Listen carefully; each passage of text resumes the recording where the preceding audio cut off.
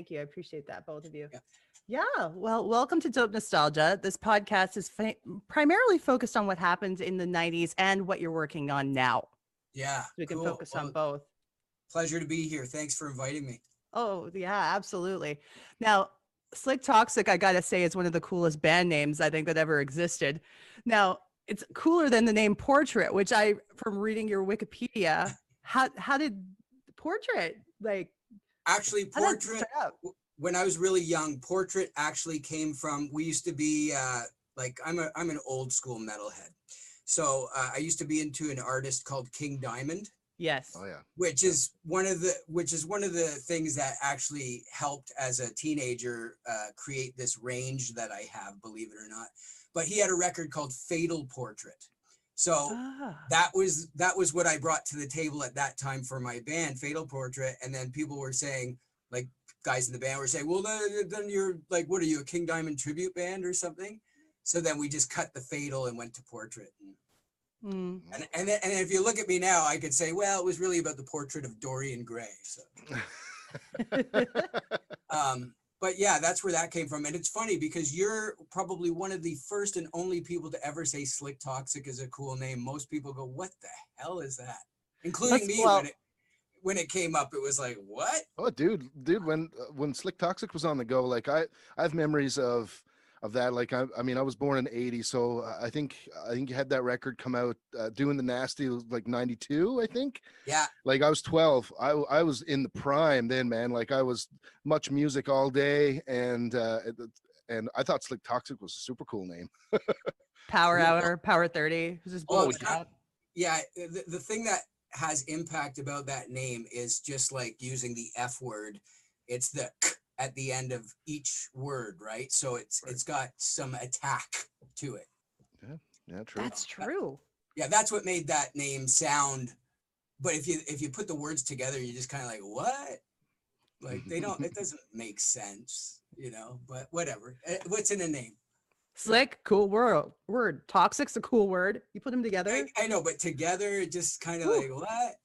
That's why we named our EP Smooth and Deadly, was to give people a sense of what our name meant, Okay, Smooth and Deadly. Kind of like a play on our own name. Interesting. And do people spell it wrong all the time too? Constantly. Back in the day, it's so funny. Before we had a record deal and we were just a new band sort of on the Toronto scene, we had played multiple shows where our dressing room, you had to ask, are these guys just like having a goof on us, or are they sincerely getting it wrong? One of them was Sick Tonic at one place, and the list is endless, but Sick Tonic is the one that always comes back to my mind.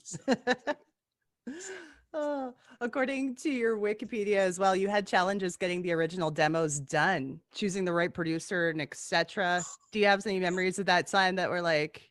I do. What had happened was at the time, the management that was looking after Slik Toxik had also been working with an English producer that had just come over to Canada from the UK, whose credentials included Scorpions, which at that time was a band that we were interested in, as well as some bands, I guess, from the mid to late 70s and so forth. And unfortunately, the man was more into the scene of being a producer as opposed to being a producer of music. So there was a lot of alcohol and things involved that just the sessions were a nightmare. Wow. And we ended up having to get rid of the producer, and we ended up completing that session with just the engineer at the time, who was a great engineer, did a lot of sort of the early to mid 80s rock stuff in Toronto, worked with the Killer Dwarves and such on their Stand Tall album. And so we continued to work with him, brought in another guy a couple of guys during the mix, somebody I grew up with who actually worked with Rush, and a guy by the name of Anthony Vandenberg, who actually co-produced our Doing the Nasty and Smooth and Deadly releases. So it was a long process, but one for the experience books. It's good that you went ahead and did it the right way and Oh, for didn't, sure. yeah, yeah. But I mean, like today with what we have for technology, and I'm in my home studio right now. I mean, you can't see the gear in front of me. You can just see guitars and stuff behind me. But, you know, to do 3 songs took us like 6 months. It's just Yeah. ridiculous, you know. And these are the days where we used to be in a rehearsal spot, you know, 5 to 6 nights a week, hashing through the tunes, changing arrangements, rehearsing these arrangements. Now you can do that by like copying and paste. Oh, let's try putting a chorus here instead. If you're doing these demos before you even really have to track them as a band or whatever. So Does part of that have Oh, to do with the fact that you were recording in analog a lot of the time? Or no, were you already I just, digital well, by that time? Naomi, just keep in mind that those are the days where a recording studio was the costs were huge. Hmm. And, you know, as an independent band, just to cut a demo, the way we would do a demo normal, like previous to the demo that I was talking about, you know, we'd all be pooling our money in and eking by to Yeah. you know, do a demo in a weekend and try to get as much done as possible. So we spent more time in the rehearsal hashing through the songs and recording to a boombox or whatever. At the time, I was the guy, the big man on campus with I had a Tascam 4-track, you know. love And Right. now we all have Pro Tools, Logic, Cubase. Everybody has something at home that we can record what, you know, essentially cost Slik Toxik $250,000 to do the first 2 records. We can do for next to nothing. So So true. just like video, like you're doing the podcast, you got the green screen behind you, you got, you know, that Uh, stuff. Like the Slik Toxik videos for Hell of a Time and White Lies combined were probably about 200 grand. yeah. Now you can do that with an iPhone. So, it. you know, Yeah, it's insane, man. Like, you know, it's weird. You talk about recording. You know, in those days, it was such a different mentality. Like today, yeah, you know, everybody has setups. You know, you go to a studio, and even like a bigger commercial studio, it's, you know, they don't charge the same day rate as they used to. no, Eh, no. When we were doing the record for Doing the Nasty and here in Toronto at Phase One Studios, I think the chargeback to Capitol Records, like if we had done it independently, I'm sure Paul Gross, the owner at the time and producer of our record, would have cut us a better deal. But the chargeback, I believe, to Capitol Records was probably somewhere around $1,500 to $2,000 a day. Yeah, And we Wow. had it booked out for 24 hours a day, you know, right. You had locked out. Yeah, for 3 months. So, you know, do the math. And then we mixed the album in California at really beautiful studio called The Complex, that at the time was owned by the band Earth, Wind and Fire. yeah. Mm. And again, beautiful gear, huge place. But I mean, imagine how much that cost just to mix the record with the mix engineer. You're looking at about 50 to 60 grand, and we were there for 2 weeks. So Yeah, that's crazy. man. Crazy times. Yeah. It's I mean, one of the more positive things that have happened when it comes to musical change, I think. oh, for sure. I mean, these are the times we dreamed about, but the part that we didn't dream about was the fact that now, being independent, you truly are independent. And if a label's interested in you whatsoever, they're taking everything because there is no revenue stream for them like there used to be. Yeah. So And those are the parts we didn't dream about. yeah, and you sort of have to have, basically, you have to be as low risk as possible for a record label right now. Like they don't want to invest anything because, I mean, like you said, the revenues are so low. You basically have to be self-sufficient, rolling already, and Yeah, then maybe they'll look at it. But I think, absolutely. I yeah, mean, again, think about if we're going to go back to that point, that was in, let's say, 1990. That was 30 years ago.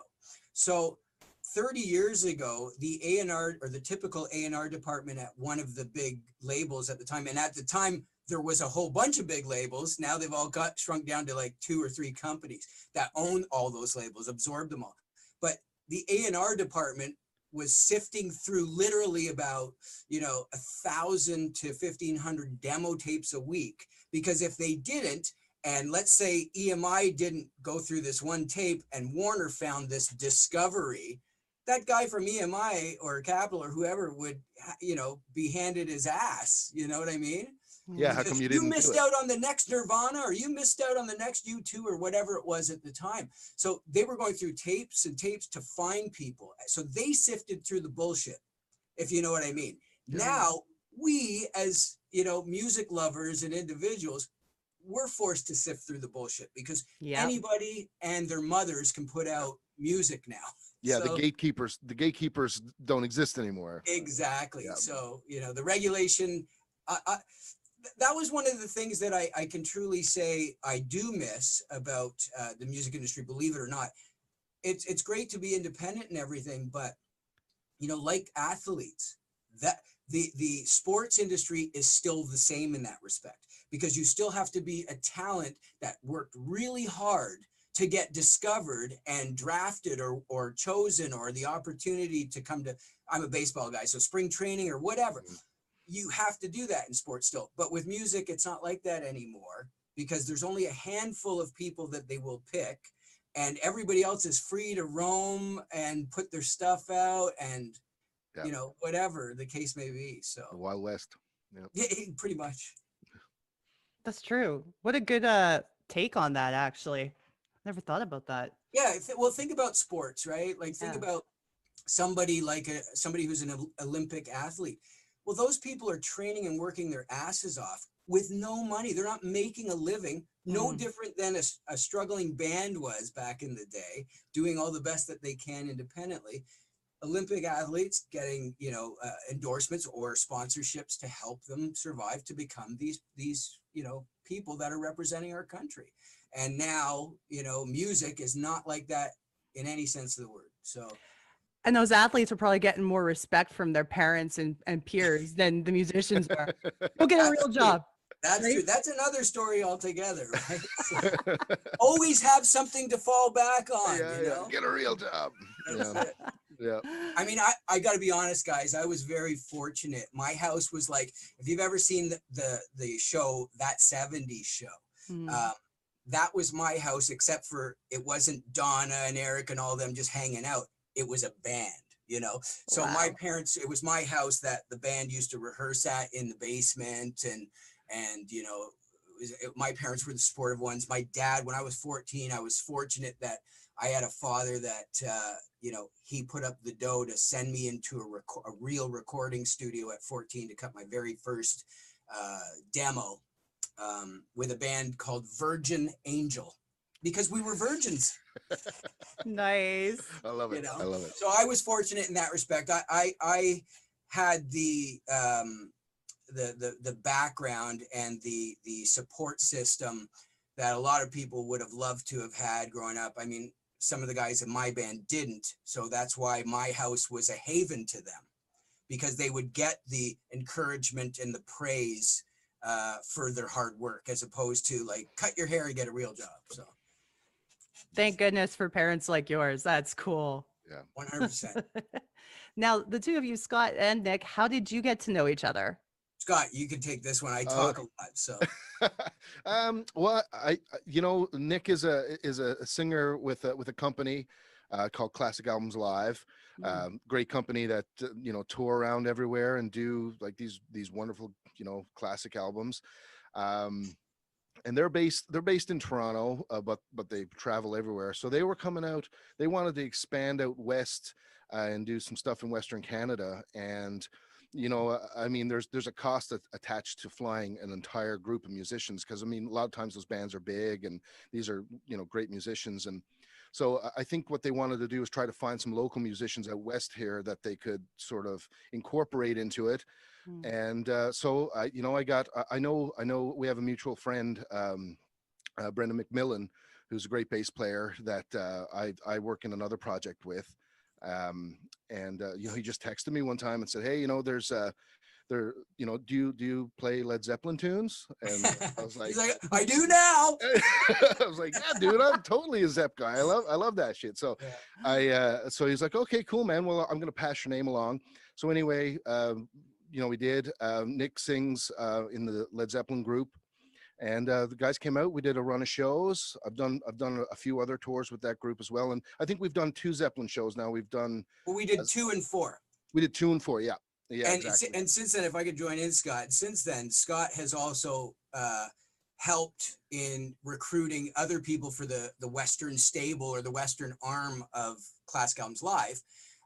So, I mean, I've been fortunate enough to go out there and play with a multitude of musicians doing different shows. I do multiple shows. I'm very fortunate that I have a very diverse voice and a big range. So I'm capable of doing other people or, you know, covering other stuff pretty close. So I've gone out west to do that. And, you know, sometimes Scotty's not available. He'll pass the buck to somebody else. And everybody that's come through the doors from Scott have just been, you know, top-notch musicians. And it just makes our job that much easier, you know. It's like, I suppose it's to some degree, it's like going to Nashville and going in the studio, and in one afternoon you've cut a demo with like the world's greatest players. So that's what we do, but in a performance sense. Mm-hmm. So there's no real rehearsal. It's not like we fly in 4 days before, rent a place and rehearse. We literally go, and if there's anything, because we're doing it to the album, Naomi, like note for note to the record, if you're a good enough musician and you can lift this stuff and play that, it's about, you know, if somebody makes a mistake, then they weren't doing it to the record, so to speak. And when I say mistake, I don't mean a human mistake. I'm talking about like the arrangement of the song or anything like that, because you're practicing this note for note. That's the only time it's going to be different, is if somebody has a brain fart and ends up doing something, which is not uncommon. I mean, we're only human. Yeah. It's a very interesting gig. It's one of the coolest gigs I've done. They're sort of like a bit of a pressure cooker, because there's a lot of pressure on you. You have to do a ton of work in prep. It's all prep work. Yeah. And if you do that prep work, the gigs are super fun, and you know, that sort of thing. But it's not a gig that I would pass along to everybody. That's for sure. No. You have to have like major trust in the people that you're referring to do that gig, and you have to know that they're going to put in the note, because it has to be note for note. You've got to be super familiar with that record, and you also have to have the access and the wherewithal to be able to get the tones right. Yes. Well, like as a guitar player, you know, having the instruments, having the 12 strings, having the right guitars and the right pedals, and that's a bit of an art all into itself as well. So, well, one of the good things about most of the people who have come through the doors of the organization, musician-wise, they're all independent on their own. In their own right when it comes to production and things like that. Anyway, like a lot of the people are professional at home with their own home studios. Doesn't even matter if you're a drummer, guitar player, or what. Everybody that I've worked with that comes with it, all have their own home set up and really have their gear and that know-how dialed in. So that's how we met. Yeah. Just that. And a few drinks here and there. How about you guys? Well, Hey. okay. I would say it was. That's a Canadian drink right there. That's a Caesar. You got it, Pontiac. Oh, nice. Nice. That's a good breakfast drink. You got that right. So sorry to change the subject. No, that's cool. We Scott and I met more than a decade ago. Definitely, probably around the time that I started taking his recording engineering course at Power Sound. Nice. Yeah, absolutely. So I learned a lot from him at that time. Well, sorry, I want to chime in. That was the one thing that I was a little curious about when I was invited to do this. Like, Scott reached out to me first, and that's totally, you know, I get it. But then when you said, oh, you know, I want to schedule this so Scott's there too, I didn't know whether or not he was a part of your show or just popped in once in a while, because I did see that you had done this before. This is the first time he's been a guest here. Oh, really? Yeah. I thought I saw a picture of you doing this, but I see pictures of you every day, Scott. I watch you making, you know, old fashions and you know, simple syrups and things for very, very artisan style cocktails, the way they're supposed to be made. But, hey man, you know, especially during COVID and all this, like I'm just finding ways to like busy myself and to be creative as much as possible. So Sure. yeah. Cool. It's like So we have the Naomi- time. We have the time now to do these things, these pipe dreams we had Exactly. to actually get them Sure. done. Yeah. Absolutely, Naomi. I was going to ask you. So, since you took the sound engineering course with Scott, Mhm. is this sort of the realm that you had always wanted to go in? Is more? Not at all. Oh, really? What Nope. was your deal? I wanted to produce music as a backup plan in case my band didn't work out. And then- I love that. That's her backup plan. Yeah. So, Well, you know, so Naomi is a great vocalist as well. I don't know, Awesome. Nick, I'm not sure if you had a chance to hear her sing at all, but yeah, no, I have not yet. she's a wonderful vocalist herself. Great. So, yeah. Well, after we do this, I will definitely. I'd like you to send me. Could I go see it on Spotify, or where do you have your music? Sure, I can just email you a track, no problem. Oh, that'd be great. I love it. Yeah. Oh, thanks. So I when appreciate that. you wanted to produce bands, let me tell you something about that. So in after the Slik Toxik thing had sort of unfolded, which was I personally was responsible for leaving the band that I had started in 1995, and I told the guys, I said, you guys can go on, use the name, I don't care. Like, I need to move on from this. This is not happening for me. I was 25 at the time, and I said, you know, if I'm going to continue in a path of music, it's not going to be with this outfit anymore. I don't want to beat a dead horse, right? So I was responsible for that. I had put together another outfit with a couple of people that I had, one person that had played in the band with me previous, and some people from other groups in the Toronto scene. And the unfortunate part about that was I had gone to Greece on vacation in '97 with my wife and her family. My wife is Greek. And I had set up meetings in Greece with some of the major labels, Polygram and a few other labels. And my mother-in-law actually was my translator for these meetings. And I had some interest over there. And then I call back home to give the great news. And one of my guys is in rehab. One of the other guys is this. So at that point, I kind of said, you know, I'm done with trying to be like a full-blown democratic band situation, like, because that's where I came from. I came from the school of, like, you know, half the guys were like, you know, my buddies from when we were teenagers and all that. And instead, and even with Slik Toxik, I mean, I had opportunity by major label to sort of ditch the other guys and go do my own thing. And I chose the other guys. I chose my guys. And maybe the guys in Slik don't know that story. Maybe they do. I don't know if I've ever let it out of the bag, but that opportunity came across, and I chose my brotherhood, right? Which in hindsight, you know, I mean, I did the loyalty thing, but I don't know where I would be today if I had chosen that route, right? Yeah. But so fast forward back to me being in Greece with my new project and this and that. And then I just said to my wife, I said, you know, I'm done with this sort of trying to band everybody together thing. I'm going to just sort of take a break from this. So I got into the acting field for a while.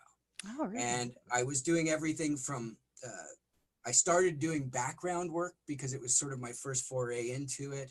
I was an ACTRA union member, so I was making good money doing it. It was probably more money. I was making more money as an extra than I was in Slik Toxik, you know what I mean? But so I was doing that, and then I started to do some other things like commercials and stuff behind the scenes, such as stand-in work. Like I worked with Kiss on the Detroit Rock City movie for like 2 months. You know, it was fabulous. I saw, Naomi, that you did a whole special on New Kids on the Block. Well, just to sort of go to something similar, I did a whole series of commercials with the Backstreet Boys. Sweet. Nice. Again, these things were just like, wow, this, and I'm the only one that I have to babysit. Do you know what I mean? So I did that for a while, and then a friend of mine, who actually, Scotty, you remind me a lot of, and I told my wife this, friend of mine who had just come back from Berkeley School of Music in Boston, that was a longtime friend and collaborator with anyway.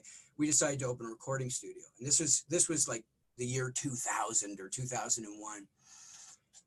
And yeah, it was fun for a while, but this brings me back to you, Naomi, of being a producer. I never thought I'd see the day where I was chasing musicians around for my money. Like I did so many things for so many people. I did spec deals, got people factor money that they were supposed to pay me back. And I never saw a dime. I even helped out some band that got a huge publishing deal with Zomba Jive in the States. They ditched me on it, you know, all that kind of stuff. So I just went, you know what? I'm throwing in the towel on that one. And I'm going to go back to just dealing with music on my own sort of terms, and hence where I am today. So, you know, which I'm much happier for. I don't blame you at all. I mean, there's a lot of times where I look at my situation and say, first of all, it shows that you have a lot of character and loyalty because you care about those guys, but you're screwing yourself over All the time. doing something I enjoy and I'm responsible for, and it's great. That's awesome. So, you're the writer of your own destiny, right? Yeah. That's good. 100%. So I appreciate you saying that because it really rings true to me. So, well, I'm glad as I see Scott still in the writing sessions and the studio producing other people. I just hope that for him, it's a different situation than it had been for me and both for you. You know, it's I've been fairly lucky. I mean, it's definitely been a grind, and there's probably been multiple times when I should have packed it in. But I totally understand what you mean by like chasing people down, and you know, sometimes, you know, we're all musicians here and we love musicians and that's our whole life, but you know, a lot of musicians are hard to get a hold of. They're flaky, they change their mind fast, you know, all those sorts of things. So I've dealt with a lot of that over the years, but I've been lucky to have a good core of people around that I've been able to work with, and supportive, you know, supportive family and that sort of stuff. So being able, you know, Naomi mentioned Power Sound Studios that I worked at for many years. Phil Anderson there gave me a really, really great opportunity to sort of teach his program and then use his studio to do a bunch of projects. So it put a solid footing for me there. So yeah, I don't know, man. It's who knows what's going to happen. I don't know from one day to the next if I'm going to keep going or what I'm going to do, but for now it's still happening. Well, again, like you said, Naomi, it's the loyal thing. And as musicians, from a very early age, like from whenever you start to be in a group situation, that's when you have to learn the diplomacy of people's personalities and character. Yeah. And you know, sometimes people are really hard to work with. Sometimes people are really easy to work with. Sometimes people just, they go along with whomever. Sometimes there's factions and groups and stuff. You know, people are always asking me, why did Slik Toxik break up? And it's like, why did Soundgarden break up? Why did the Beatles break up? Why did this, you know, why did the Rolling Stones have multiple people come through the doors? You know, like, you can ask that question, but imagine being married. This is what I always say. Imagine being married to 5 people at the same time. You can't satisfy them all at the same time. You're in tight, especially COVID now, right? You're in tight knit quarters, and you start to, certain parts of personalities start to come out in certain situations. And in my case with Slik Toxik, because it was a band that had been formed originally when, you know, some of us were in our late teens and some in the early 20s. As we progressed together, we all started growing in different directions, and our priorities and our tastes and our ideas and so forth were changing. And, you know, that's where I felt at that time, for me anyway, that the best thing for me to do to be happy and not have a knot in the pit of my gut every time I had to either go to rehearsal or whatever the case may have been, just to get that weight lifted off my shoulders. And believe me, even that meeting that I had with the guys, just to say where I stood and when I left, I mean, this is again pre-cell phone days. I got on a payphone and called my wife from the parking lot of where my car was parked and said, I did it. Because I had a choice. I had just written a couple of new tracks, demoed them on my 4-track at the time. And I could have either gone in and said, okay, guys, this is what I want to do. Or I could just, and I didn't even bother. I didn't want to play them my new music. I didn't want to do anything. I just wanted to clean break. And I did. Mhm. So made me feel real good. But that's why people who don't understand what it's like to be in a band are always saying, why did this band, they were so good. How about a reunion? Like, you know how many times I get reunion? Are you Yeah. nuts? Yeah, why don't you get back together with your wife that you've been paying alimony and child support to for the last 12 years? How about that? Soundbite. Yeah. Oh man. Yeah. I mean, it's nice to say like the cool thing about being in a band was these guys were my friends. We enjoyed each other's company, made each other laugh and all of that shit. But as soon as one of them decides, I don't know if I want to go on a tour, I think me and my girlfriend are gonna like do this, and then I'll be like, What the hell? you just put me in that position. Or I know. say goodbye. We've been working towards this goal for like 2 years, and now you tell me you can't go on tour because it's your sister's birthday? Yeah. Oh, I know. Like what? You know, I know. But see, that's the thing about musicians and artists in general is their dedication to what they do. And, you know, the true colors come out. And this is what I say, even about Classic Albums Live or any current projects that I'm working on now, because most of the people that I'm involved with are close to my age now. If you're still playing music in your mid to late 30s to your 50s, well, obviously, we know you can play or sing. That's not in question anymore if you're still doing it at that age. What's in question is your character and your integrity, and if you're easy to get along with. And I think, to me, those are the top criteria to getting involved with somebody. Because 100%. it's not like I'm starting a band and I've got, you know, teenagers in my group or whatever. I want to make sure that the people that are on the same mindset, you know, you're not getting involved with it's, you know, the old famous, oh yeah, okay, you know, you put an ad somewhere, we're looking for a drummer. Yeah, I got a pair of sticks, but I'm in between drum kits right now. Well, then you're not a drummer, are you? Right? You know, Yeah. or you know, oh yeah, sure, I'd love to come audition. Can you pick me up? What? So the moment is, if I have to be responsible for a grown-up, you're not in. Amen. Makes total sense, man. And you got to be able to play that Led Zeppelin song note for note without turning it into a solo about you. Yeah, that's true too. Yeah. We had a chat with Tal Bachman was on the show, and he mentioned sound engineers and the ones that he's like, there's nothing that frustrates him more than somebody who comes into the project who's being paid to do a certain job, who starts telling you, oh, maybe you should move this over here, and don't tell me how to write the song. Do what I paid you to do. Yeah, well, exactly. It's I wrote it and arranged it this way for a reason. Now, if I'm working with a producer that has a credential or somebody that I have respect for their work, and they suggest something, that's amazing, because collaboration is such a wonderful thing to do if it works. And when I say if it works, is those things, the mutual respect, where you can let your guard down and, wow, I didn't think of it that way before. Let's try that, you know, ideas. If you're open to it, like, that's the thing though, like if that's your role in the process. I think his point was just, I get his point. The ones who are trying to put their label on what you're doing so they can tell other people they did that. Yeah, I totally get the point. It's like, I'm going and renting, paying for studio time, and the house engineer guy that they're doing is turning around in his seat and saying, hey, it's like, I don't think so, buddy. Push the buttons. Yeah. Sorry, Scotty. Yep. Oh no, I absolutely no. I want to, like, stay in your lane, right? Like, if you're hired to do, if you're hired to tune the drum kit, if you're the drum tech, you know, don't be offering you know, ideas for fills to the drummer. You know, exactly. That's exactly the point. Yeah. Totally. Oh my goodness. I love how off track we go. This is a good conversation. I'm sorry. Did you actually have some questions?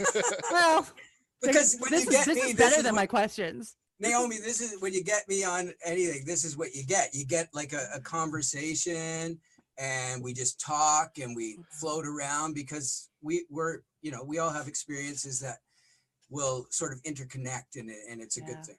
Yeah. This is better. This is the way it should be. Is just having that conversation. Isn't that what a podcast started out as originally Yeah. way back in the day? I think so. Off the cuff. Nothing Yeah, really planned out. It can work like that way. rap, like rap. Rap used to be off the cuff. What album track did you record that you wish would have been a single? Oh, for Slik Toxik, you mean? Yeah. Well, you know, it's really weird because unfortunately for Slik Toxik, the album had been finished one whole year before it was released.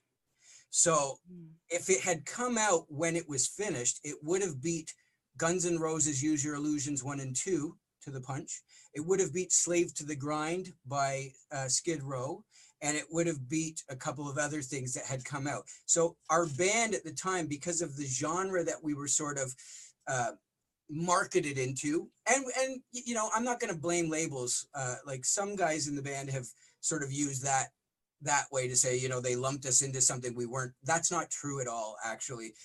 And I can say that because, you know, as the guy that formed the band and started the sound, we, like the very first song that I had written for the project was a song called Marionette.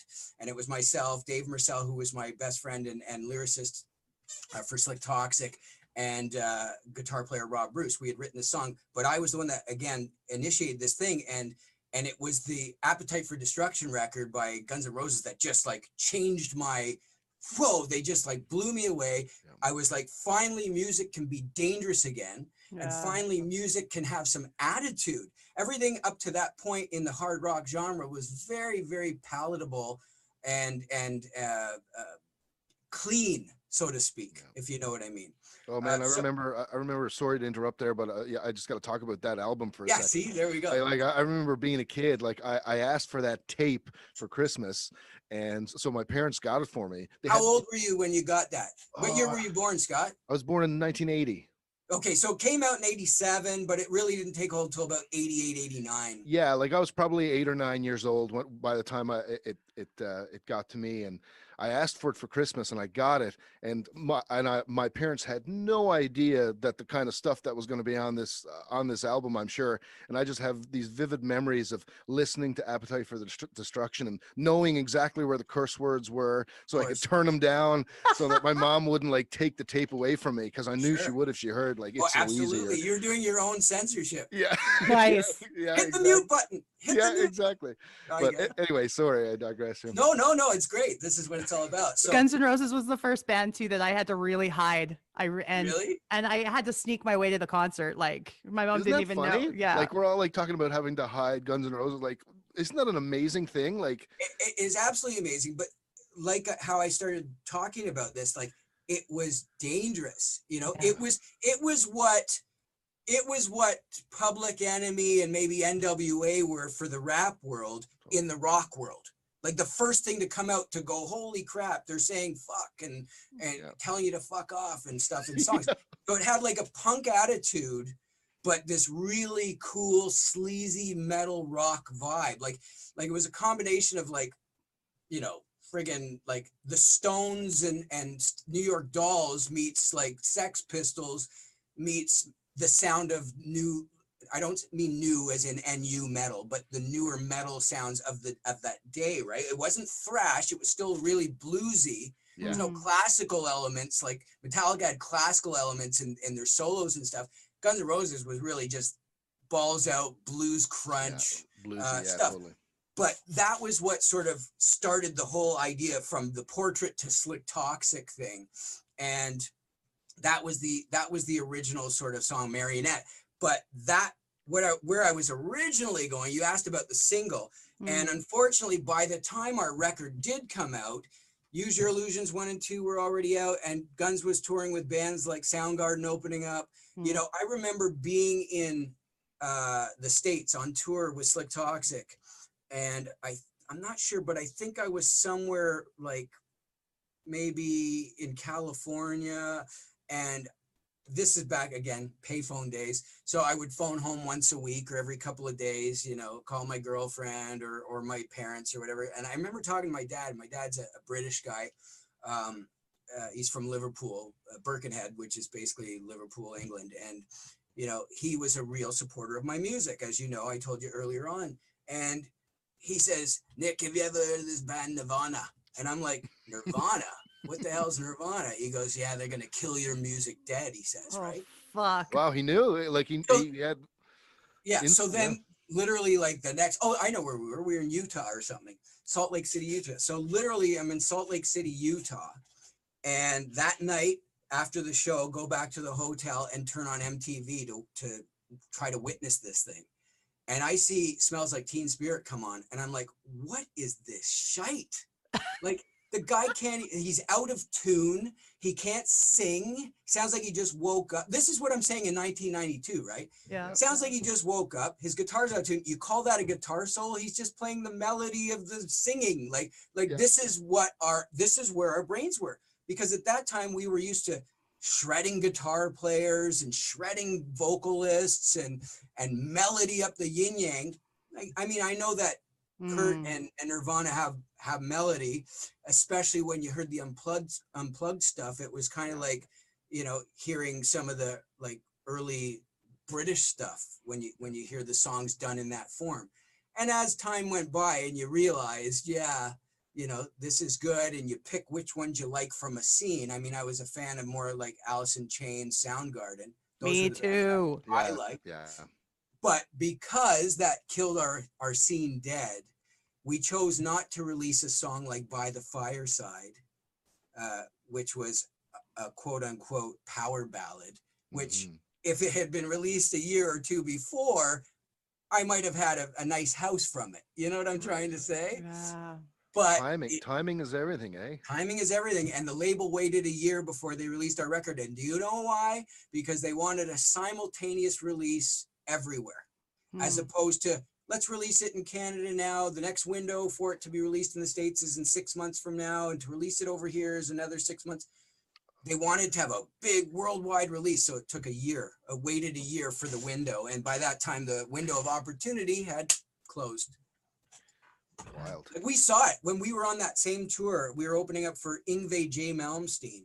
Oh yeah. And we were after that conversation with my father. So we're going up the West Coast to come back to Canada to do our own headlining tour.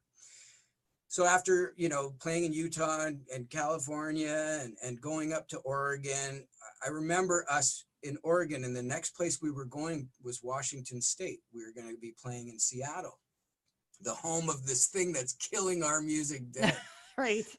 So we had an in-store. I believe we had an in-store that day. And I remember asking fans, you know, hey, like when we play Rock Candy tonight, is it going to be a bunch of flannel shirts and Doc Martens booing us off the stage? You know, will anybody show up? And they're like, no, man, that's how they've made Seattle look. But Seattle's not like that. That's just one pocket, one scene, one little part of the music scene has blown up, you know, around America or the world or whatever was going on at the time.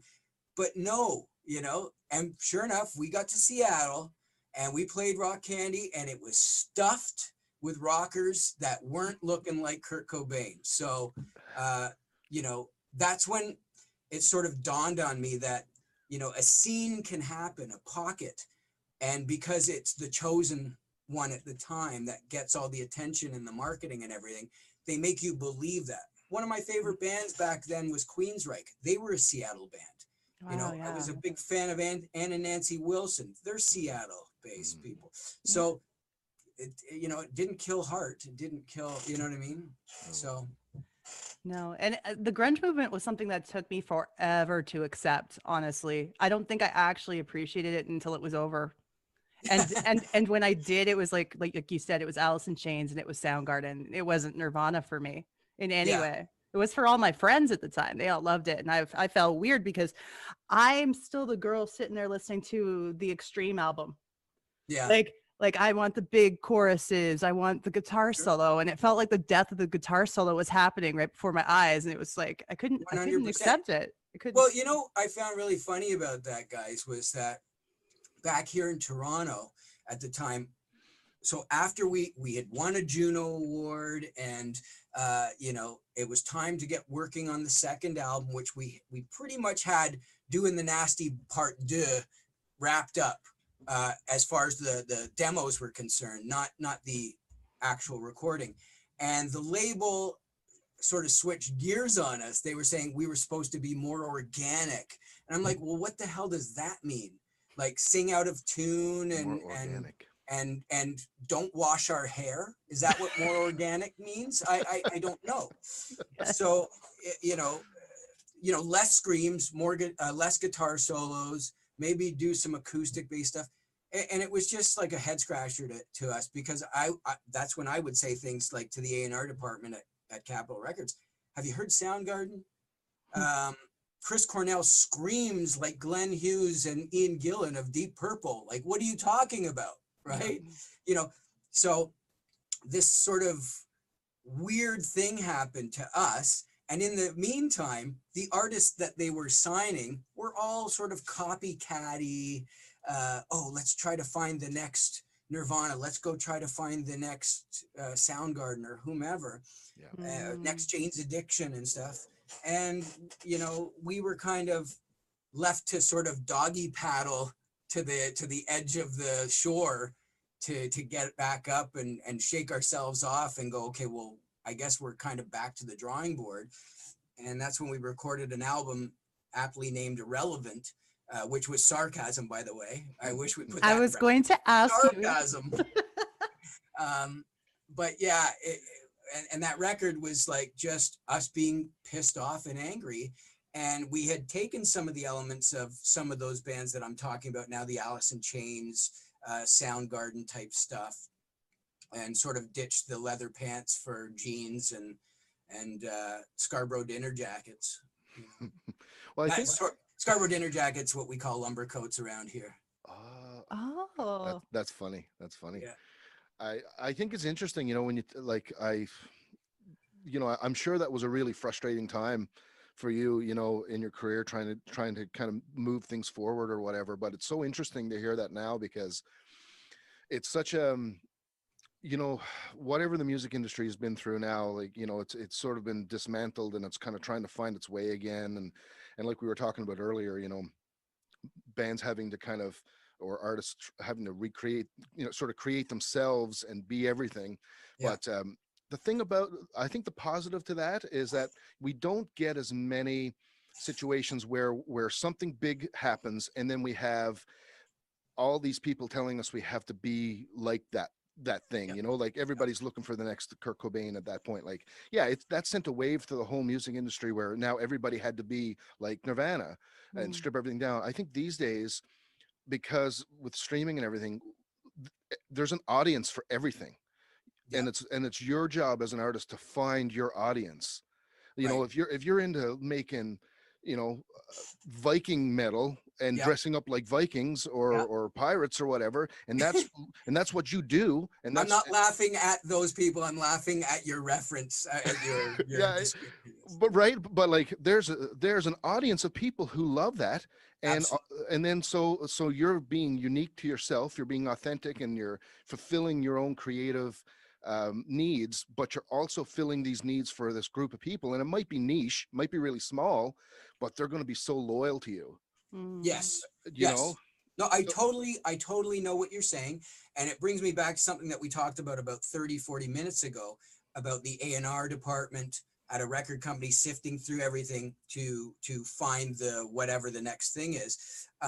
That is the one benefit to what you're talking about right now, is that everybody gets a chance at doing something in that respect, and, you know, not relying on whether or not it's accepted or not. And now you got to like go crawl with your tail between your legs. But the downside to it is that there's a huge amount of stuff to go through before you, like, you know, here's something as an example. There's a promoter here in Toronto that I've worked with and I've known for 20 plus years. His company's called Gn'R Entertainment, and he brings in a lot of niche, I say niche to Canada, but these are bands that are huge in Europe, like Nightwish or Ghost BC, like these bands that over in Europe, they're headlining festivals in Germany or whatever to thousands of people. And then all of a sudden 2 days after the show happens here in Toronto at the Opera House or the Mod Club or something, I'm hearing about, oh, I heard I see a clip like so-and-so was at a show and it's, like I said, Nightwish, let's say, and it's rammed. It's just rammed. The place is stuff. And I'm like, I didn't even hear about this show, or who's this band that, just packed the Opera House here in Toronto or the Phoenix Concert Theater or something. And that's kind of what you're saying. Like, if you've got your ear to the ground for a specific niche, or that's what you're into, you're going to know about it. And that's the great thing about the opportunity to find that. But also, it's hard to find if you don't know what you're looking for. Absolutely. Like lately, I've been getting into listening to some like early 70s, I don't know what they call it. I mean, it later took on a name like stoner rock and stuff, but it's like bands like Captain Beyond and Warhorse. Go check them out, whatever. These are bands from the early 70s, and it's blues-based progressive rock, kind of like what Deep Purple was. Mm-hmm. It's kind of like that thing, and it's like so cool. I'm telling my wife over COVID, I'm gonna do an EP of this shit because I just love it, right? It's so cool. You get to totally, the B3 organ is there, that type of sound. Sounds great. But then I'm finding now, because of Spotify, I'll go to like Warhorse Radio or Captain Beyond Radio. Now I'm finding bands of today that are doing that genre of music, Yeah. So I'm going, when did this album come out? It says like 2011, 2015. I'm like, what? Cool. Yeah, man, I have those experiences too. Yeah. Yeah. And then it gives you that hope for, well, maybe you can do something like that, and there's a market for it. I think so. Oh my God, we flip-flop all over the place today. It's wonderful. Have you ever played a European music festival? Actually, 2 years ago, 2019 was the first time that I had an opportunity to do one. And here's one of the things that's really odd, okay? Because over here, we consider a music festival generally to be like an outdoor shed type event, right? Like, the band, you're outside, it's sort of a The Molson Canadian Beer Garden and yeah, whatever, all that stuff, right? Yeah. But over there, a festival is just a lot of bands over a certain period of time.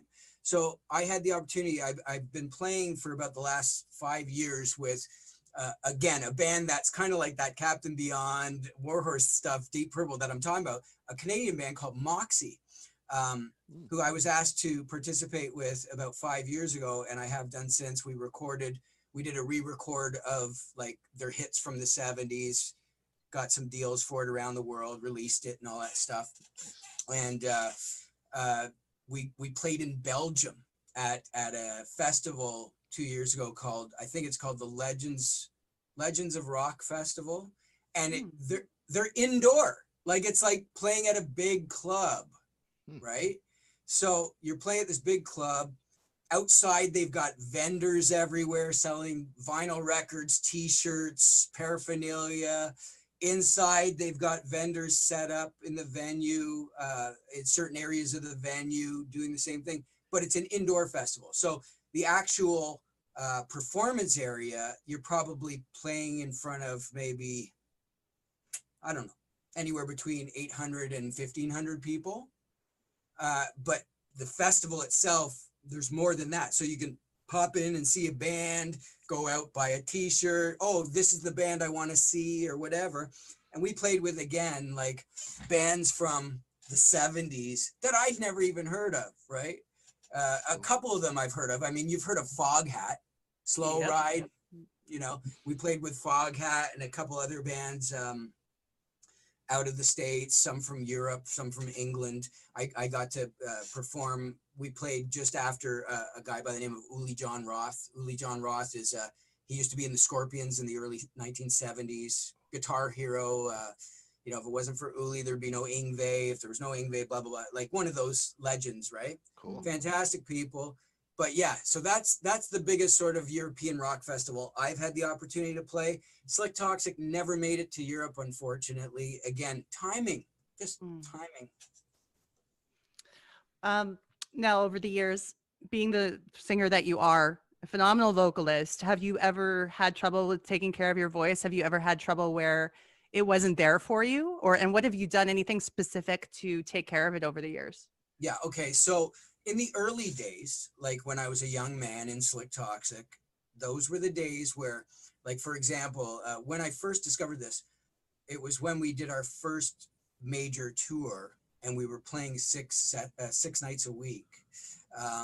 You know, it would be like 4 shows in a row and then maybe a day off and then 5 shows in a row and then a day off, like that kind of thing. Yeah. And we were, you know, young, drunk, and stupid. So what I found at that time, it took a while. I used to smoke cigarettes and, you know, hang out after the show yelling and screaming. And next thing you know, I can't sing anymore. And I called my vocal coach up from somewhere in the United States and said, like, you know, basically crying, like, because I mean, like Samson and his long hair, my voice was my strength. And if I don't have my voice, what do I have? So I was just like, the confidence level, like from a guy that's like, yeah, man, you know, to like, oh my God, I want to hide under and put my head in the sand because I can't hit screams and do what I'm sort of recognized for. I called my vocal coach and I, you know, what can I do? And she told me, you know, go to the drugstore, buy Friar's Balsam. Do you know what that is? By any? Oh, I absolutely know what Friar's Balsam Right, so is. go buy Friar's Balsam, put it in a bowl, get some hot water, inhale this stuff, and take this, and just like all sorts of remedy stuff. And I did what I could at the time, but when I got home from that tour, I took it upon myself to quit smoking cigarettes. And then, like a guy in jail, you know, putting the little marks on the wall, 5, scratching them, 6, 7, 8, 9, 10. I started to do that with my shows to go perfect show, perfect show, perfect show. Because I had too many of those experiences where I'd lose my voice or whatever from doing stupid things. Well, obviously, I'm a much older person now, a much more experienced person now. And really, all I do is live my life now. I make sure that I'm hydrated every day, even when I'm not performing or whatever.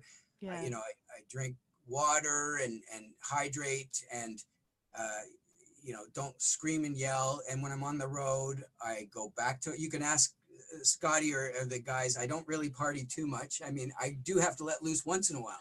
Every now and then you have to, yeah. Yeah, but usually I like to do that when I know that, okay, we just did a show and I have a day off tomorrow or a travel day that I'm going to be resting. I can go hang out with the guys.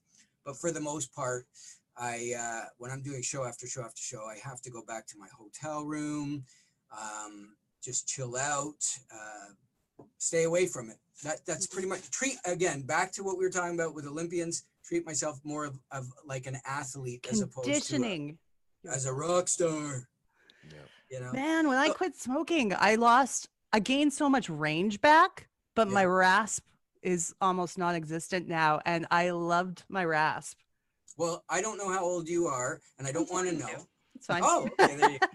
I'm not very but what I was going to say was that for me, I still maintained rasp. I mean, I've always, I don't know if it's because of the way I sing or I have yelled or because of the smoking, but I mean, my father has this voice too. And it's, you know, a lot of people say, oh, you've got you should do wake up calls for people. Hey there, it's your wake up call. Like I have a smoky voice anyway. Totally. Yeah.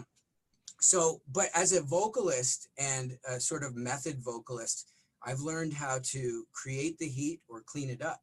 So, you know, depending on what voice I'm doing or what type of inflection or embellishment I want in a song will determine how much heat, rasp, I can use or do. I mean, I would never put myself into a situation. I've told Craig Martin, the owner of Classic Albums Live before, don't ever ask me to do old Rush, like Rush or AC/DC, stuff like that, because I have a career to think about.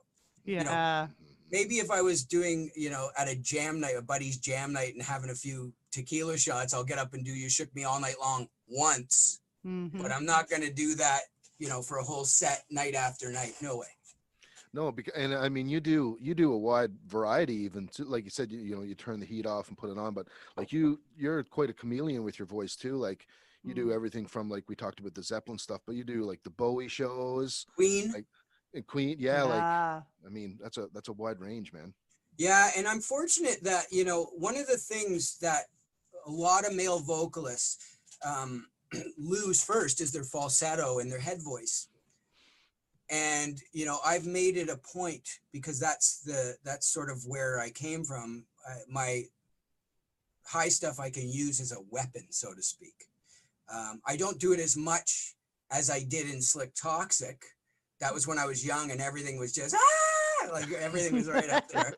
I don't do it as much in my newer stuff, but again, I have the ability. So when you use it as a weapon, it has much more impact, and also less impact on your vocals, on the strain on your body, right? Mm-hmm. Like when I go on the road doing Zeppelin, if I'm doing night after night at Zeppelin 4, that gets tough.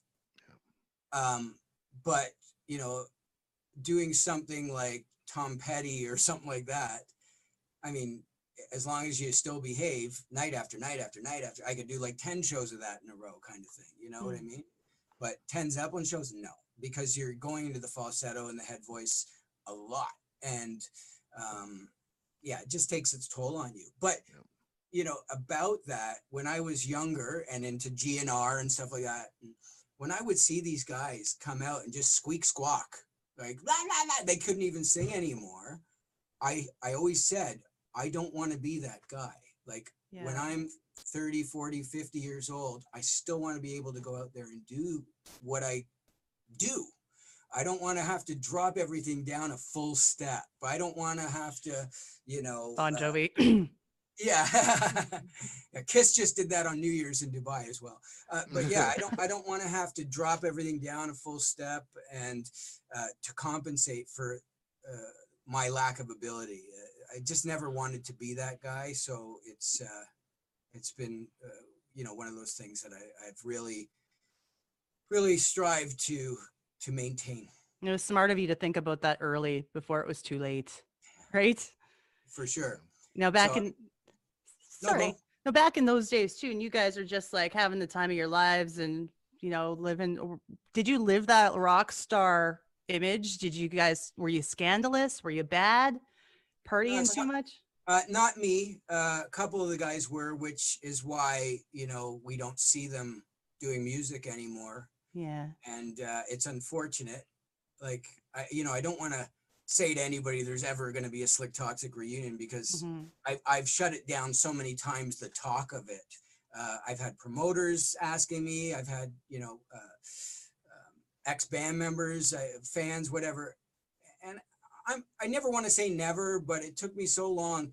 Like the bands that I'm involved with now, and some of the players that I'm involved with now, I've played with for a longer period of time than I ever did in Slik Toxik. It's kind of like that Sammy Hagar, David Lee Roth thing with the Van Halen band. It's like, I remember at the time people taking sides, but then when you looked, when they were both gone and Gary Cherone joined the band, Sammy Hagar had been with the band longer than David Lee Roth had been with the band. You know what I mean? Like the career with David, with the records, I believe was 7 years or something. And with Sammy, it was more than 10 years or something. So it's the same type of thing. So, but back to the reunion type of thing, it could never be a reunion, because there's no possible way that certain past members or original members of the band would even be capable or able to be a part of it. I mean, I have toyed with the idea of, like my email address suggests, the Gn'R Toxik thing, where I go out and perform some of the songs, even with my band Famous Underground. I mean, sometimes we'll pull out an old Slik Toxik one from the vaults just to satisfy some of the people. That's cool. And, I don't mind reliving memory lane like that, but no, by any means, I don't expect it to be my next mainstay, if you know what I mean. Yeah. Understandable. And what is happening right now with Famous Underground? I mean, obviously we're in a pandemic. It's hard to do anything as a musician, like for touring and such, but tell me about that that Famous Underground, like your experiences with that Well, and what's going on now.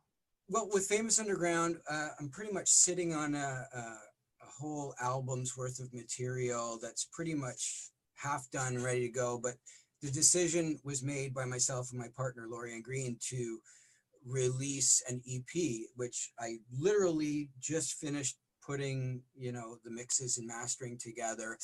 The plan was that we were fortunate enough to be offered a spot doing a live streaming show where I have been doing streaming concerts for the last 4 months with Classic Albums Live. But right now, based off of what's happening with the pandemic and lockdowns and stuff, I'm not quite sure how this is going to work, and it might be postponed.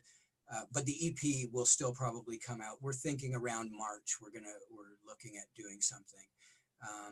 The reason why we've chosen an EP as opposed to releasing the full record is because, without all of the proper dots over the I's and the T's crossed, it's easy to let a couple of years of hard work disappear in a couple of weeks once it gets online. So at least, a couple of years ago, we released what we called a digital 45, which was an original track and a cover tune. And now we're going to 5 songs. We're going to release 5 songs or 4 songs now. And, then after that, it might be a single a few months down the road. Because that's the thing about the ever-changing world of social media is like here today, gone tomorrow. If you don't stay sort of in the eye, as you know, but you have to have content to do that too. So that's where we are with Famous Underground. I'm also working with ex Slik Toxik drummer Neil Busby on his project. He's got a project called Child, which was a band that he had pre-Slik Toxik in the 80s, more of a traditional heavy metal band. I did a song with them this past summer, and we did a video for a song called Ride Out, which was a song that I believe was written back then, I don't know, 84, 85, something like that. Nice. And now we're doing it. I just finished recording the vocals for another song that they have called Field of Fire, coming out soon. Not quite sure what we're going to do with the Moxie project. I know that there has been talk over the last couple of years of doing some new material. It's just a matter of, doing it, I guess you could say. I'm going to continue to work with Classic Albums Live. That seems to be probably outside of the pandemic, the most consistent thing I do to keep performing, keep my chops up. I record with people all over the place.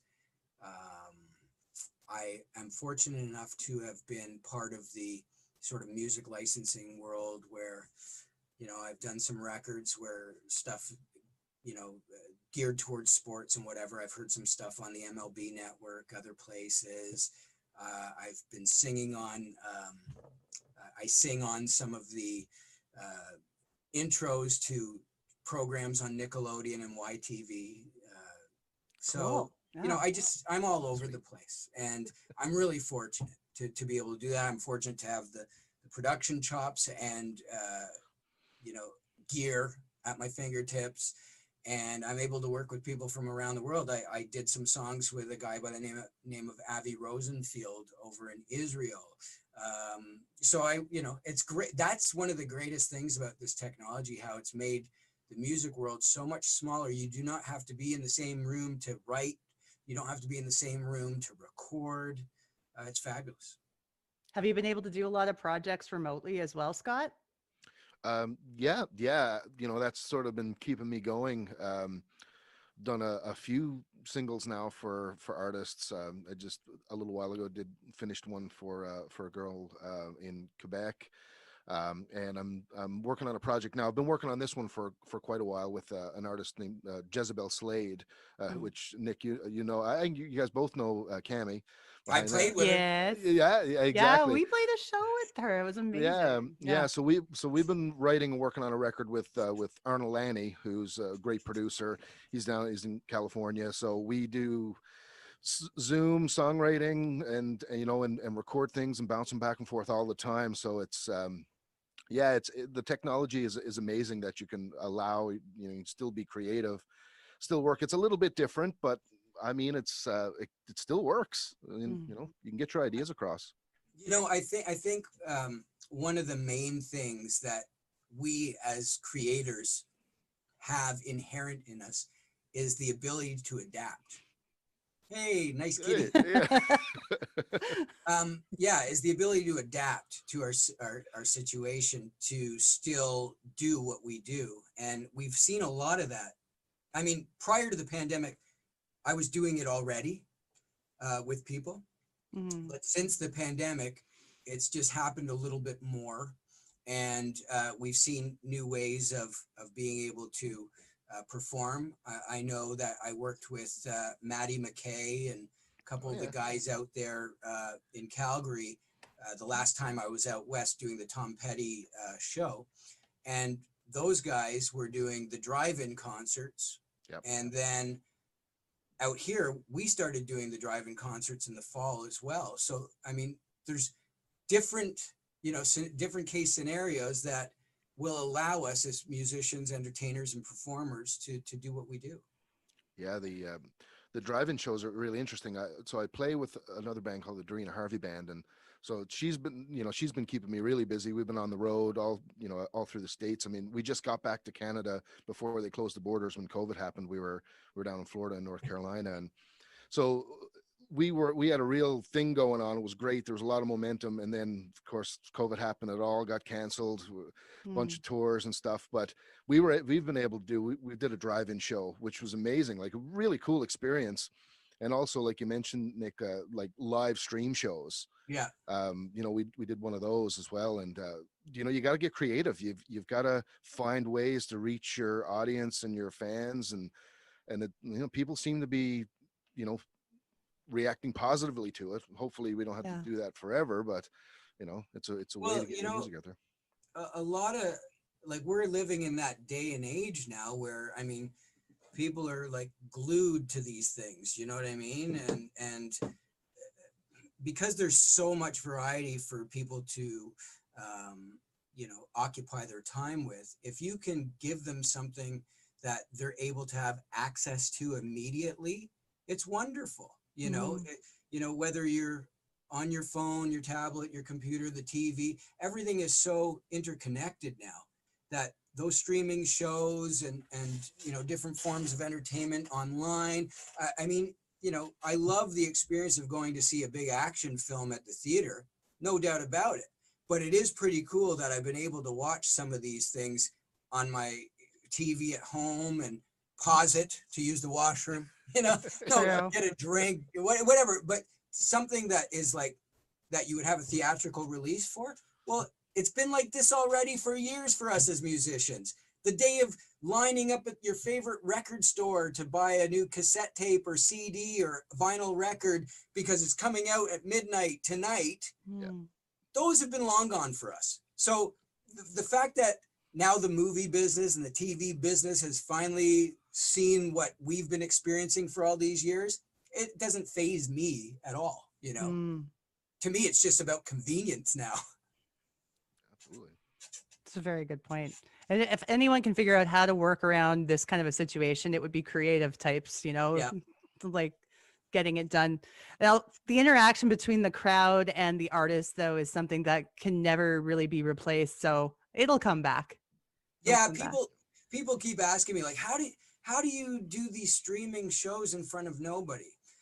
And I mean, I just put myself into the mindset that I'm a performer anyway. Like when I'm in a rehearsal and I'm getting into it, I'm performing for my band members. Like I'm looking at them and like I'm into it, right? Yeah. So I just sort of equate it to, well, when you're performing a music video, you still have to look convincing.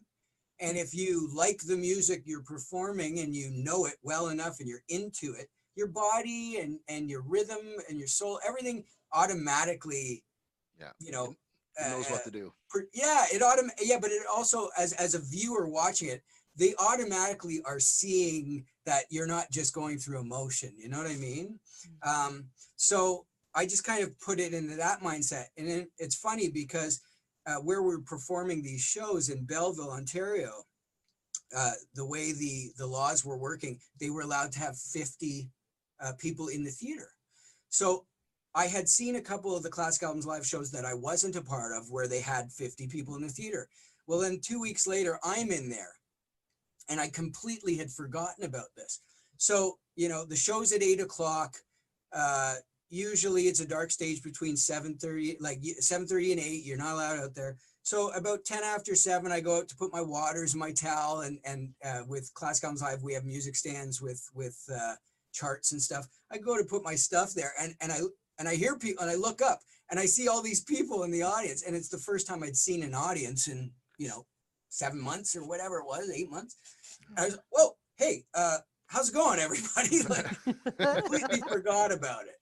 And just the fact that even the 50 people that are into music, or 30 people, or whoever showed up that night, it means that much to them that they're going to come in person, pay the ticket price to come and watch you play and have the intimate sort of experience in a theater that normally holds whatever it is, 800 people, or I don't know the numbers, but you know, is like pretty amazing. And it gives you that extra little boost. So, you know, either way, I've always been an entertainer for my bandmates, and started off in front of my Mirror to Kiss records. So I got to entertain myself first, right?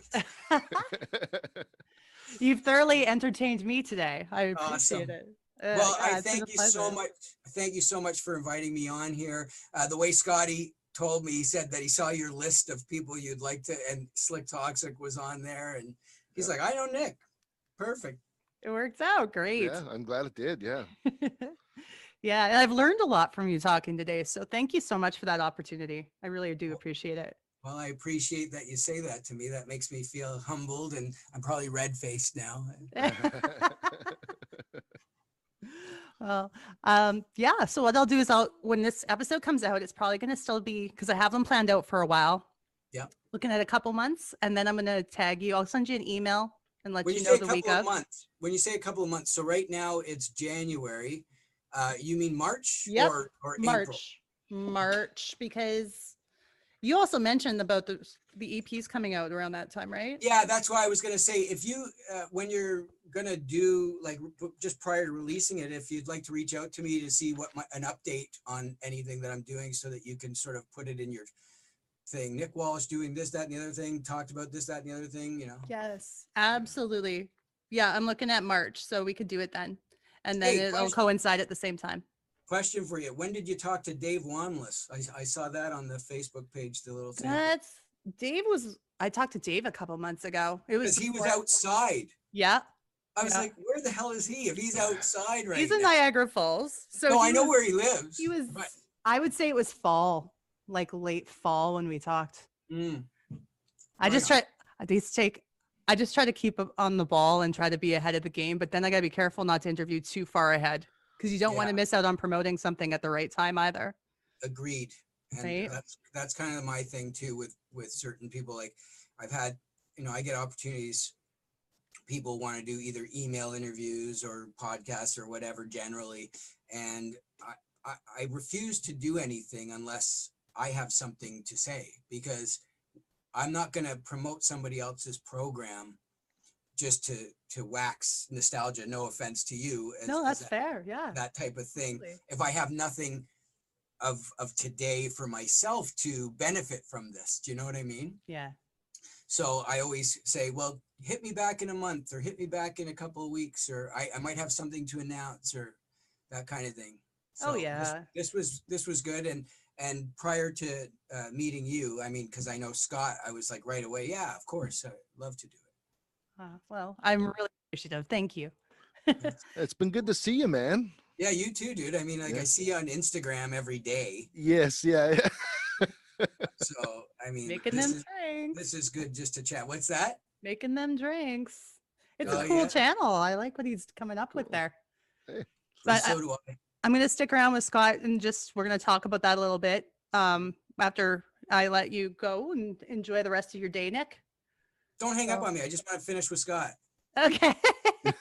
I just want to say something. Like, I had mentioned. No, I'm not going to hang up. I had mentioned to you, Scott, earlier that you reminded me of my friend Sean, who went to Berkeley and all this stuff. Yeah. And you make those drinks and everything. Well, his father, who's passed away now, but we used to always, my wife and I, we used to always go over to their house for Christmas Eve. And his old dad was like the full-on bartender guy, right? Like, Nice. so he'd always make my wife Patty an old fashioned, or do you want a sidecar, or do you want, you know, so he'd always be there concocting, like, because my wife, I got to admit, Scotty, on my birthday, you're like, oh, you got something good in that glass, right? You're saying to me, but I got to admit, I'm a bit of a poser, because my wife is really the whiskey. She really likes the whiskeys and that, right? She's hardcore on all of that. Cool. I can have them once in a while, and I like them once in a while. But I actually, for Scotch whiskey, I get affected, like my glands get swollen. And it's probably because of the casks and the age and the peat moss in some and all that stuff, right? So I stay away from it. I prefer Canadian whiskey myself. Yeah.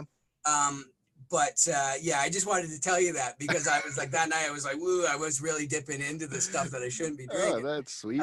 But it's my wife. She's totally like all the drinks that you make, Moscow Mule, like she's the booze drinker. I just stick to beer, Caesars, and generally Canadian rye whiskey, but and tequila, good tequila. Yeah. Like I got my good tequilas. I got my Avian, I got my Patron, I got all that in my bar back there. But sweet. anyway. Yeah, man. It's weird. I love that. Like I love, you know, back in the day when we could actually have parties and have people at our house and stuff. Yeah. I totally assume that role, man. I just like want to make drinks for everybody. Concoctions. I'm happy to do that. Yeah. Nice. Yeah. All right. Well, again, thank you so much for inviting me to this, and it was a pleasure meeting you, Naomi. You too. Stay in touch, Scotty. We'll talk to you soon, and you guys enjoy. How do I hang up with this thing? I think you just hit the red button on the bottom. Hold on. Oh yeah, it says leave, but hold on. There it is. Okay, guys. Thank you again. Cheers, brother. Hi, Nick. Stay safe. Talk to you soon. You too. Wow, that was so what a pleasure. Thank you for asking him. Oh, hey, no worries. I'm glad it all worked out. Yeah. I knew it would. I knew if we could make it happen, that it would be sweet. So, I mean, I know we sort of digressed a lot, but it's just fun to talk. No, I like that. I prefer that because it just flows nice, and it's just more enjoyable for everybody than just sticking to a list of questions. Cool. It's kind of like the questions are there for backup purposes, basically, right? Yeah, totally. Like just in case you can't think of what to bring up on your own. Yeah, to move the next thing along or whatever. Yeah. Yeah. No, but I definitely wanted to take the time to talk about your channel so that we can direct everybody to it, and what made you come up with the idea of doing cocktails. Obviously, you've enjoyed doing cocktails for a while, like you said. Yeah. Well, it's so basically it's I'm on Instagram. It's at cocktails at home YEG for, you know, YEG for Edmonton. I'm on TikTok, cocktails at home there. I've got a YouTube channel. I just, you know what, I literally just, it was around the time when they announced the second sort of set of restrictions here in Alberta going into the holidays. And you know, we'd already been kind of through it a bit. And then, as you know, like here in Edmonton, I mean, we had restrictions and, you know, in March and April and May, and then they kind of got lifted a bit, and we started to feel, and you know, it was summer, so it was nice out, so we started to feel like a little bit normal again. And then the numbers exploded, and then you know, things had to get reined in. So I just looked at myself and was like, well, I need to do something to stay sane. And I'm a creative person. I have to output creativity, and while I do have a bunch of projects going on, things are slower. And you know, the bands that take up most of my time and I put most of my work in, I mean, we're sort of idling along, but there's not a ton happening right at this moment. We're just kind of waiting to see what's going to happen. So I figured I'd have lots of nights on my own. Just why not throw on the iPhone and make a video of me making a drink. And I like I said, you know, in the real world, I like to do that anyway. If I'm having parties with friends, you know, I like to be sort of the one that makes drinks for people or whatever. So I just thought I would do it online, and the response has been really nice. Like a lot of people have been messaging me, and you know, sending me pictures of stuff that they're making at home and really enjoying it. And I'm a history geek a little bit. when I get into something, I really research it a lot, and I love history. So I thought that I would tell a little bit of a history of the cocktail as well. So rather than, there's lots of channels out there that just make the drink and show you how to make it or whatever, but Yeah. there's less that kind of tell you where it came from. So I thought I'd include a little bit of that, and so far so good. It's just a bit of fun really for me, and it's creative, and yeah. It's a more well-rounded show with you providing that information for people, I think. It's so Cool. much more to Yeah. learn. Yeah. And It's interesting. how many of these are original Scott Greene concoctions? Oh, none of them. Do you None do you of them. put your own special twist to any of them? Well, a few, yeah, definitely a No few pun of them. intended there. Yeah, yeah, a few of them. I mean, with some of them anyway, they're cocktails that I've been making for years. So I've sort of adapted them to my taste, and made some little tweaks here and there. But for the most part, it's yeah, I'm just kind of tweaking a recipe that already exists and kind of telling the history of that. And maybe I'll get into making some of my own. I don't know. We'll see if we go down that route. That'd be cool. But It's worth doing the taste testing. I wish I yeah. could help you. Yeah, exactly. Sometimes I worry, like I get messages from a few people every now and then. They're like, man, are you, like, you're good, like you're making a lot of cocktails at home, are you, like, everything okay? Like, oh yeah, no problem, I'm not like drinking all day or anything like that. I'll plan them out, and I'll have, I will drink what I make, but I try I tried to go overboard, and I tried to say, like, drink responsibly and that sort of thing, because it is a time where you're locked in. There is a lot of opportunity for people to drink more. Okay. Well, thank you so much for telling us about it. And Thanks for having me. yeah. Okay. I'm gonna cut